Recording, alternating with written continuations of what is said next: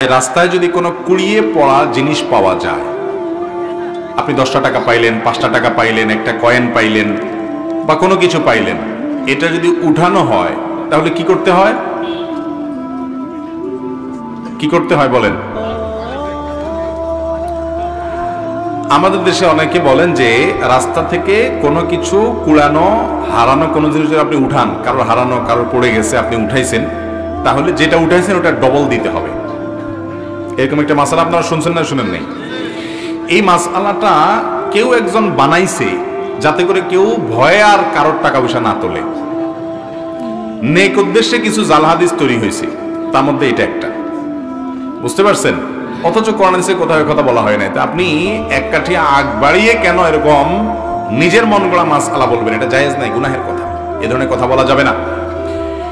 যদি রাস্তায় কোনো কিছু পড়ে থাকে দেখেন, আপনি জিনিসটা যদি খুব তুচ্ছ হয়, সামান্য হয়, ধরেন কথার কথা 2 টাকার কয়েন, এটা যার হারাইছে সে আর এটা খুঁজতেও যাবে না, আপনি জানেন খুব সামান্য জিনিস, তাহলে সেটা আপনি নিজে গরিব হলে গরিব খেলেন বা কোনো গরিবকে আপনি দান করে দিলেন। আপনি নিজে গরিব হলে আপনি নিজে খেয়ে ফেলতে পারেন বা কোনো গরিবকে দান করে দিতে পারেন।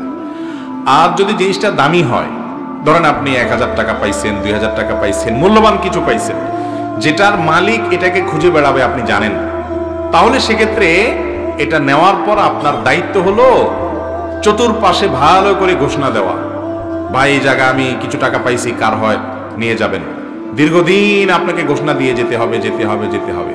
কোনোভাবেই মালিক আর পাওয়া যাচ্ছে না, কোনো হদিস নাই, কোনো আলামত নাই, কোনো কিচ্ছুতেই পাচ্ছেন না, আর আশাও নাই। এতদিন হয়ে গেছে, অনেক দিন হয়ে গেছে, বহুত খোঁজাখুঁজি করছেন, তারপরেও পান নাই। তাহলে এবার কি করবেন? এই টাকা কোনো গরিব, কোনো অভাবী, যাকাতের হকদার মানুষকে দিয়ে দিবেন। ওই ব্যক্তির তরফ থেকে, যে আল্লাহ এই টাকার যে মালিক, তার তরফ থেকে আমি দান করে দিলাম, সবটা তার অ্যাকাউন্টে জমা হবে।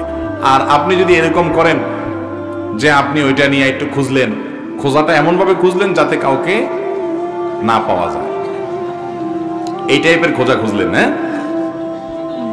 ওই যে একজনের বলে মুরগি হারাই গেছে আর আরেকজনে পাইছে, পাওয়ার পর মুরগিটা নিয়ে সে খুঁজছে, তো খোঁজার সময় সে বিরাট জোর করে আওয়াজ দেয়, একটা মুরগি পাওয়া গেছে। এমন ভাবে পাওয়া গেছে বলে যে এটা আর কেউ শুনে না।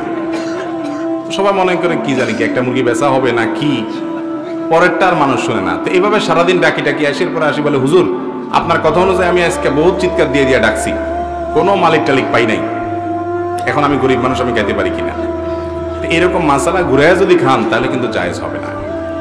আপনি যদি কোনো কিছু তুলেন, কুড়ানো জিনিস, তাহলে আপনার দায়িত্ব হবে সেটা কি করা, ঘোষণা দিয়ে। ফর এক্সাম্পল আপনি একটা বাজারে পেয়েছেন, তাহলে বাজারে ওই দোকানের আশেপাশের দোকানগুলোতে আপনি কাগজ টাঙ্গাই দিলেন, নোটিশ লিখে দিলেন, দোকানদারদের মাধ্যমে ঘোষণা দিলেন, বিভিন্নভাবে ঘোষণা দিলেন। আবার ওই মসজিদে যায় ঘোষণা দিতে যায় না, ওইটা আবার না জায়েজ।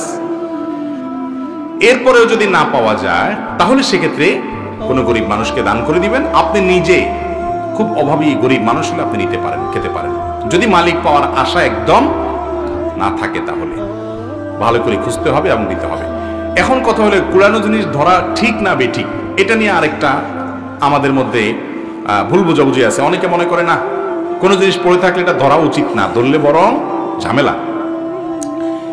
যদি এটা আপনি না নিলে বরং আরেকজন মানুষ নিয়ে এসে খেয়ে ফেলবে, অসৎ মানুষ, এরকম মনে হয়, তাহলে আপনি বরং নিবেন। একজন একটা মোবাইল ফেলে গেছে, আপনি দেখেছেন, আপনি জানেন যে আপনি হারামটা খাবেন না, আপনার মধ্যে আল্লাহর ভয় আছে, আপনি খুঁজি মালিককে দেওয়ার চেষ্টা করবেন, আর আপনি না নিলে বরং অন্য কোনো লোক নিয়ে যাবে যার মধ্যে আল্লাহর ভয় নাই, এরকম আশঙ্কা হলে আপনার জন্য বরং সেটা উঠানো উচিত।